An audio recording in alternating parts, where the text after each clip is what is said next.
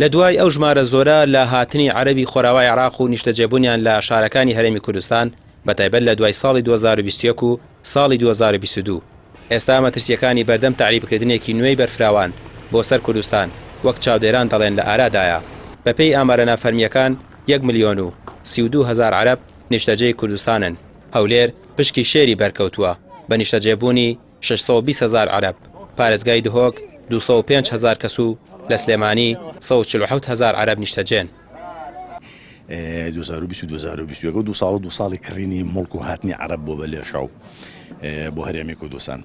گومانێتیانە بەپی ئەو ئامارانی دەست ئێمە کەوتون لە هەندێک سەرچاوی ڕسمی و ناڕسمیشەوە کە وەکو ڕێکخراوە ناحکومیەکان کۆی بوونی عەرەب لە هەرێمی کوردستان 1,032,000 کەسە. بەم شێوەدا بەشبوون بەڵێ یعنی نزیکی 680,000 کەسیان لەگەڵ سنووری پارێزگای هەولێرەوە چونکە پشتی شێر لە هاتنی عەرەب هەولێر کەوتووە لە کڕینی شقۆ بێلاگان و مڵک و ماڵ تا ئەگا بە نیشتەجێبوون. لە سنووری دهۆک بەپێی ئامارانی کە بەردەستی ئێمە کەوتوو 205,000 عەرەب هەیە و لە سنووری پارێزگای سلێمانی تا ئەگا بە هەڵەجە بادوو ئیداری ڕاپەڕێن و گەرمێنەوە 147,000 عەرەب هەیە. پەرلەمانتارێک دەڵێت هاوشێوەی ناوچە دابڕێنراوەکانی دیکەی کوردستان و مادەی 140 هەرێمی کوردستانیش لەلایەن ئەو ژمارە زۆرە عەرەبەی بە ناوی ئاوارەوە لە هەرێمی کوردستان نیشتەجێن و مڵک و ماڵیان کڕیوە مەترسی داگیرکاری لەسەرە. ئەبێ حکوومەتی هەرێمی کوردستان لەگەڵ حکوومەتی ئیتیحادی هەماهەنگی بکە بۆ گەڕانەوەی ئاوارەکان و ئەبێ ئێمە بەڕاستی لەگەڵ نەتەوەیەکگرتووەکان و لەگەڵ لایەنە سیاسیەکان و وڵاتانی زلهێزیش قسە بکەین کە ئێمە بابەتی کێشەیەکی نەتەوایەتیمان هەیە لە ڕاستیە. بۆیە هەموو ئەمانە من بەڕای من لە 50 ساڵی داهاتووە بن بە مەترسی لەسەر هەرێم و زۆر تەبیعیە لە 50 ساڵی داهاتووە داوای کۆتا بکەن لە ئەنجومەنی پارێزگاکان لە نوێنەرایەتی پەرلەمانی کوردستان. ئێمە بینیومانە زامدارین ینی دۆخی ناوچە کوردستانەکان بۆ نمونە کەرکووک جەلەولال لە ساڵی 74 بەدانەدانە ماڵە عەرەبی لێ بۆ ئێستا کوردی لێ نەماوە. شارەبان بە هەمان بەڵێ لە داهاتووە.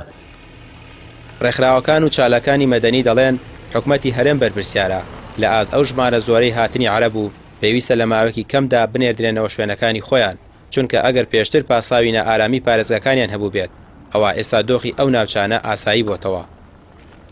خەتاکەی گەڕێتەوە بۆ حکوومەتی هەرێمی کوردستان لەبەرەوەی بە شێوەیەکی یاسایی و ڕێک و پێک ڕێی نەگرتووە لە هاتنی عەرەب بۆ هەرێمی کوردستان.